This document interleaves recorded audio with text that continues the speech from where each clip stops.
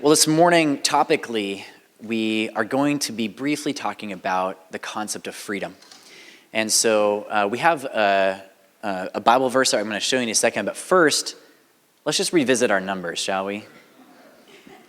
3,829,944, or 28,425,900 some odd thousand.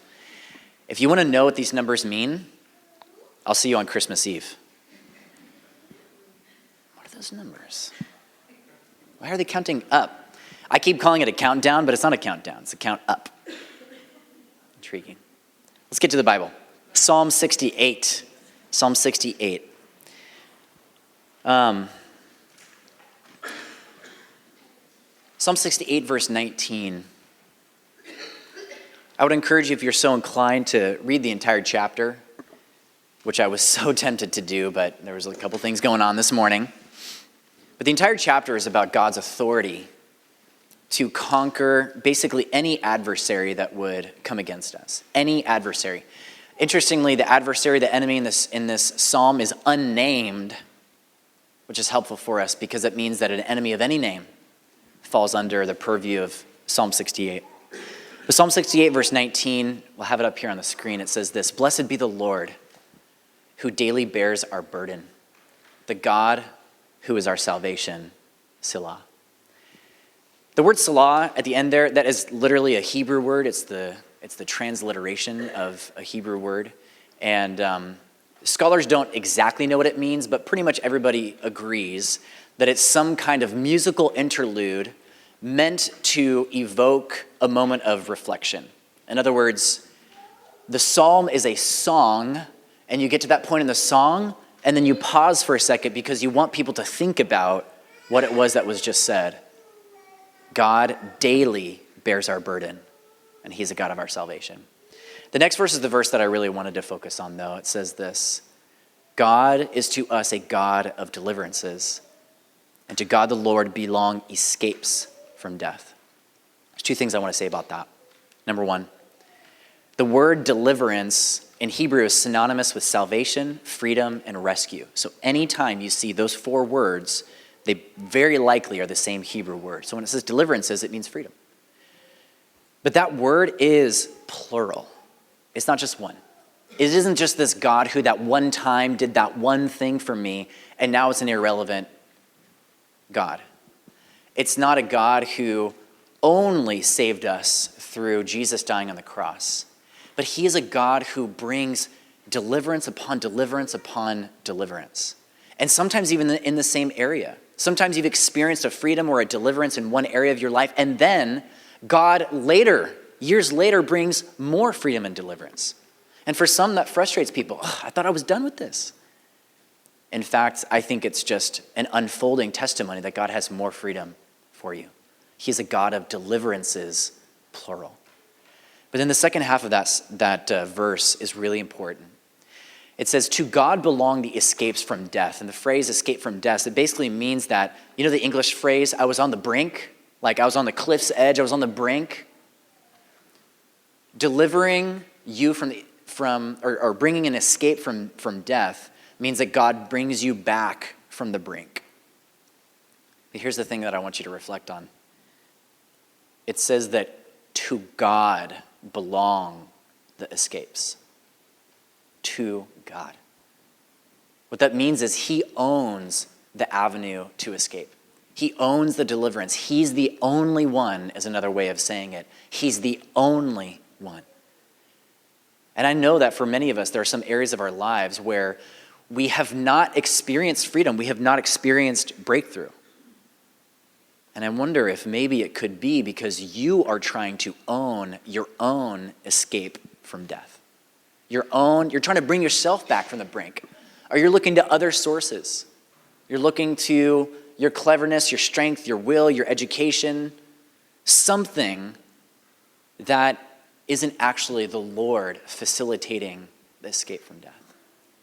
But God is to us a God of many freedoms. Freedom upon freedom upon freedom. And if you don't even have a relationship with God, the great news is that you can come to him receive forgiveness of your sin, and that's the very first freedom, the freedom from the power of death in our life. But then you're in for a lifetime's worth of deliverances, if that's what you want. So we're going to hear from someone from our congregation. Rachel Betz is going to come up here and give a testimony about freedom, and I'm going to ask you to hold your applause for a second. I'm sure we're going to want to applause, after she shares her story. And this is a story that Rachel wants to share about an area of her life that God brought her freedom in. And as you listen to what she has to say, I just want you to reflect on the fact that God is the one who owns it, and he does this many, many times in our lives. So, Rachel, take it away. Thank you.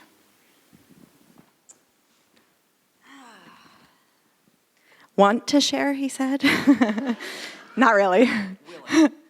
But yes, saying yes, because when we're obedient, kingdom ways happen, and you speak to other people, and that's something you want to say yes to, even though you don't feel like it.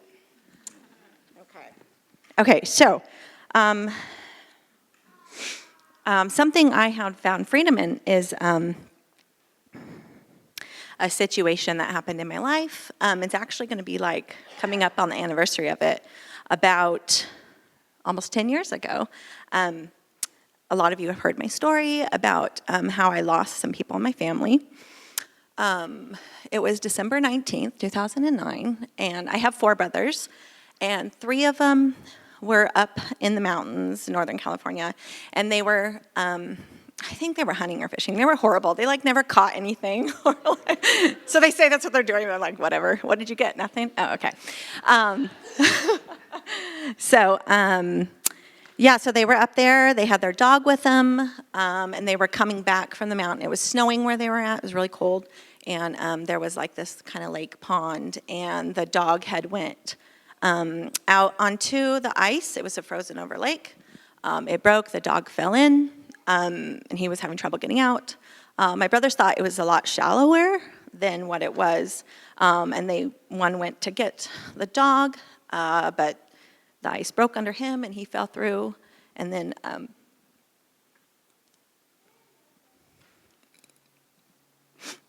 so my other brothers went to try and help him because he was struggling. All 3 of them went in because I told, thank you. I knew someone would give me tissue. So they all were in, and only one was able to make it out. The other 2 had passed away.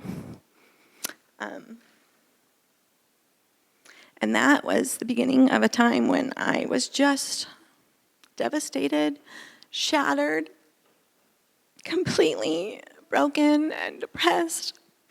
And I thought I knew who God was, but I did know who God was. It was just the devastation of the circumstance that really made me doubt things. Oh, and then a few weeks later, maybe 5 or 6 weeks, I found out I was pregnant. So that's fun. It's okay to laugh. It's okay. I'm laughing now.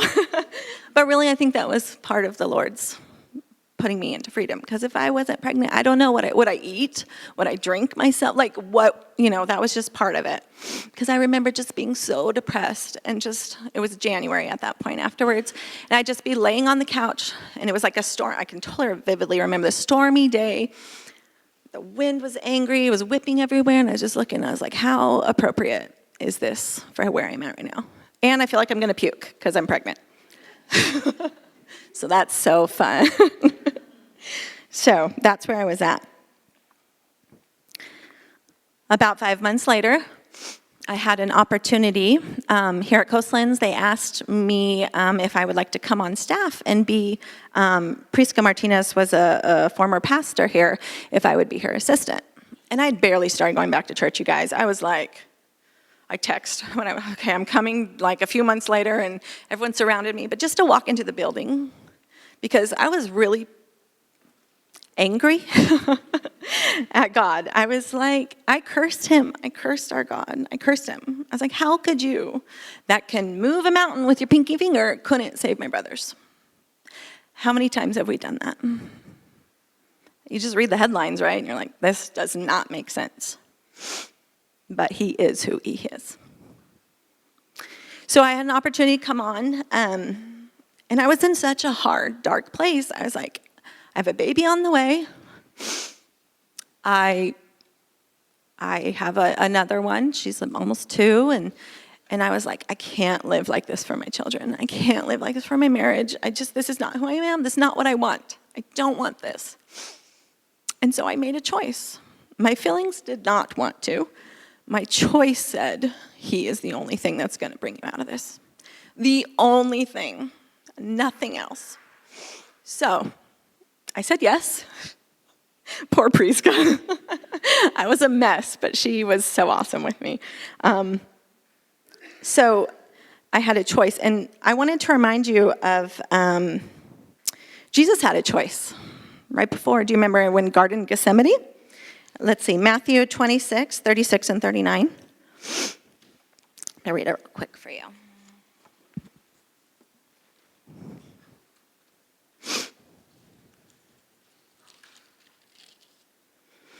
Then Jesus came with them to a place called Gethsemane, and he told the disciples, "Sit here while I go over there and pray." Taking along Peter and the 2 sons of Zebedee, he began to be sorrowful and deeply distressed. And then he said to them, "My soul is swallowed up in sorrow to the point of death. Remain here and stay awake with me." Going a little farther, he fell face down and he prayed, "My Father, if it is possible, let this cup pass from me, yet not as I will, but as you will." He didn't want to do that. You could see he was distressed. He was like, "Lord, take this away from me if you can." Did it get taken away? No. And where would we be if Jesus didn't do what he did? Can you imagine? I can't even imagine. But because he did what he did and he is who he is, we have freedom. Freedom, in my case, it was from death. Freedom from fill in the blank. There's lots of kinds of death. A lost relationship, a lost job, hurts, pain, you name it. We've all had it, right?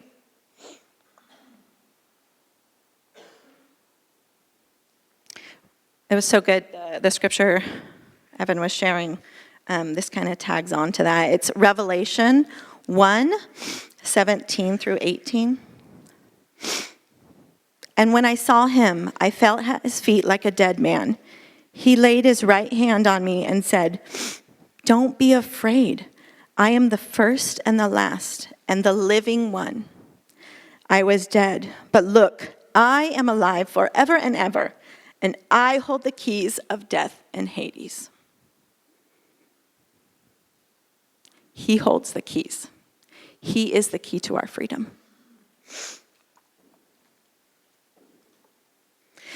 And because of this hope, I can have life, and I can have freedom, and I can walk in that. John 16, 22 and 33. "So you also have sorrow now, but I will see you again. Your hearts will rejoice, and no one will rob you of your joy." Is that hope? You will be joyful, even in your sorrow, even in those circumstances where everything's wrong. He is right, and we can walk in that towards freedom. Isaiah 9, 2 through 7. This is who we serve. This is who we believe in. "The people walking in darkness have seen a great light. A light has dawned on those living in the land of darkness. You have enlarged the nation and increased its joy. The people have rejoiced before you as they rejoice at harvest time and as they rejoice when dividing spoils. For you have shattered their oppressive yoke and the rod of their shoulders and the staff of their oppressor, just as you did on the day of Midian. For the trampling boot of battle and the bloodied garments of war will be burned as fuel for the fire. For a child will be born to us. A son will be given to us, and the government will be on his shoulders, and he will be named Wonderful Counselor, Mighty God, Eternal Father, Prince of Peace. The dominion will be vast, and its prosperity will never end. He will reign on the throne of David and over his kingdom to establish it and to sustain it with justice and righteousness from now on and forever. And that's where you can find freedom. And that forever. We have an eternal Father. I will see my brothers again. We will see those we love again because Lord Jesus has paid the ultimate price to give us freedom then. But now, I laugh. Before I thought I was in school for nursing. I was getting ready to go to nursing school. I thought, oh my gosh, I cannot be a nurse. You have to deal with death. I'm out. Like, no way, no way. But the Lord had other plans. Guess what? I'm an oncology nurse. I have conversations about it's okay to die with people. I mean, that's what the Lord does. He weaves this, what happens to your circumstance, and he makes beauty from ashes. He turns things beautiful. And that's what he has for you. There's an old hymn. It says, I'm not going to sing it. You're welcome. You are. No, just kidding. Hi. And it says, and I know he holds the future. Life is worth the living just because he lives. And I can live, and I can even have joy, not just living, but really living a joyful, abundant life because he paid the price. And he wants that for all of you. So take all of your things that you want freedom in, bring them before the Lord. Even if you don't feel like it, you might really hate the Lord at times. I went through that. I'm so sorry. But you can put this on your lips. You are who you say you are. I believe you, Lord. You bring freedom, Lord. If you confess that, bring those out, it will change. It'll change your feelings. Might take some time, but it happens. So do it. Okay.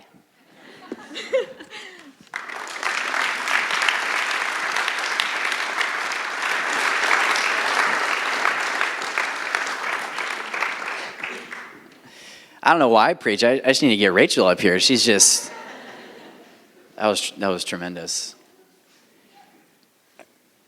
Man, when I hear something like that, you know, somebody going through a tragedy, and then what God did to touch her life, it's like, it's just so extraordinary, you know? And Rachel, as you were talking, I was just thinking about how much when we live our life in this world, like the world just defines, this is how it is. This is what is. And we learn a lot about reality. When we're first born and when we're 2, you know, we don't know what reality is. But we grow up and we learn more and more, this is what it is. And yet God is the one who is able to do things outside of what is possible. That is what is true. Thank you so much for sharing that, Rachel.